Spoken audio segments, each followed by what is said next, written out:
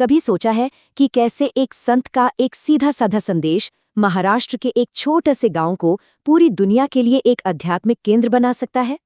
ये कहानी है शिरडी के साईं बाबा की, जिनकी विरासत आज भी दुनिया भर में लाखों लोगों को रास्ता दिखा रही है। 25,000, जी हाँ, ये कोई मामूली आंकड़ा नहीं है। ये उन श्रद्धालुओं की औसत संख्या है जो हर रोज, जी हाँ, हर रोज शिरडी में साईं बाबा का आशीर्वाद लेने पहुंचते हैं। आस्था का इससे बड़ा पैमाना और क्या हो सकता है? तो सवाल ये उठता है कि ये सब शुरू कैसे हुआ? आखिर कैसे एक छोटा सा अनजाना सा शहर शिरडी भारत के सबसे पॉपुलर तीर्थ स्थलों में से एक बन गया?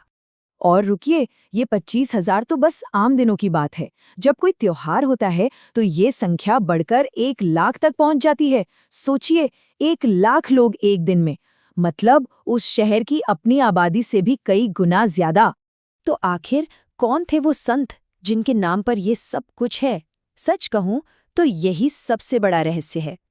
चलिए साईं बाबा के इसी रहस्यमयी जीवन के बारे में थोड़ा जानते हैं। देखिए, जो हमें पता है वो ये है कि वो करीब 1854 में एक नौजवान तपस्वी के रूप में शिरडी में पहली बार दिखाई दिए थे। फिर कुछ वक्त के लिए कहीं चले गए और फिर वापस लौटकर 1918 में अपनी महासमाधि तक वहीं रहे। लेकिन उनका जन्म कब हुआ, कहाँ हुआ, इसका जवाब आज भी किसी के पास नहीं है। और बात सिर्फ जन्म की नहीं है, उनका असली नाम तक एक राज है। ये जो नाम है साईं बाबा, ये भी उन्हें एक स्थानीय पुजारी महालसपति ने दिया था। साईं का मतलब होता है संत और बाबा का मतलब पिता, तो नाम का मतलब हुआ पवित्र पिता। लेकिन जाहिर है साईं बाबा की प्रसिद्धि सिर्फ उनके रहस्य की वजह से नहीं थी। असल वजह थी उनकी शिक्षाएं। आखिर ऐसा क्या था उनकी बातों में कि हर धर्म के लोग उनकी ओर खींचे चले आते थे? बाबा ने जो किया वो अपने आप में कमाल था। उन्होंने हिंदू और मुस्लिम परंपराओं को इतनी खूबसूरती से मिला दिया जिसकी कोई मिसाल नहीं मिलती। सोचिए, रहते तो एक मस्जिद में थे, लेकिन उसे नाम दिया द्वारका माई, जो कि एक हिंदू नाम है। हिंदुओं को गीता पढ़ने को कहते थे और मुसलमानों को कुरान। दिखते एक सूफी फकीर की तरह थे, पर उनकी बातों में वेदांत का गहरा सार था। और उनकी सबसे बड़ी शिक्षाओं में से एक थी सेवा और दान। उनकी एक बात है जो उनके पूरे दर्शन को समझा देती है। प्यासे को पानी दो, भूखे को रोटी दो और अजनबियों को अपनी छत के नीचे आराम करने दो। बस यही सीधा साधा संदेश उनके पूरे फलसफे का निचोड़ है।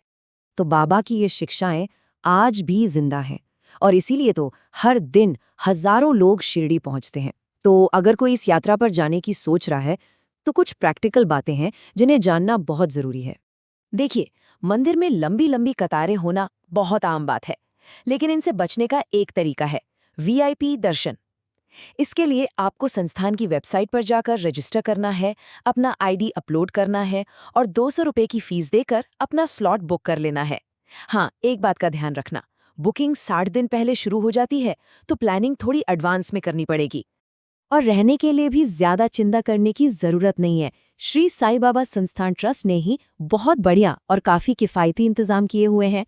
साईं भक्त निवास जैसी जगहें मंदिर के पास भी हैं और यहाँ बहुत ही कम कीमत पर कमरे मिल जाते हैं। अच्छा, एक और बेहद जरूरी बात है, ड्रेस कोड। मंदिर की पवित्रता और गरिमा बनाए रखने के लिए ट्रस्ट की तरफ से शालीन कपड़े पहनने का अनुरोध किया गया है। इसका सीधा सा मतलब है कि छोटे या बहुत ज्यादा तंग कपड़े पहनकर जाने पर शायद आपको अंदर जाने की अनुमति ना मिले। लेकिन शिरडी की यात्रा सिर्फ मंदिर के दर्शन तक ही पूरी नहीं होती। असल में ये साईं बाबा की सबसे बड़ी विरासत का एक जीता जागता धड़कता हुआ सबूत है, और वो विरासत है सेवा की। 60,000 से भी ज्यादा ये उन लोगों की संख्या है जिन्हें श्री साईं प्रसादालय में हर रोज मुफ्त में भोजन कराया जाता है। ये बाबा की कोई भूखा न रहे वाली शिक्षा का साक्षात प्रमाण है। और ये कोई मामूली रसोई नहीं है, ये तो एक इंजीनियरिंग का चमत्कार है। इसे दुनिया की सबसे बड़ी सोलर पावर्ड किचन माना जाता है, जहां 73 विशाल सोलर डिशेस से खाना बनता है।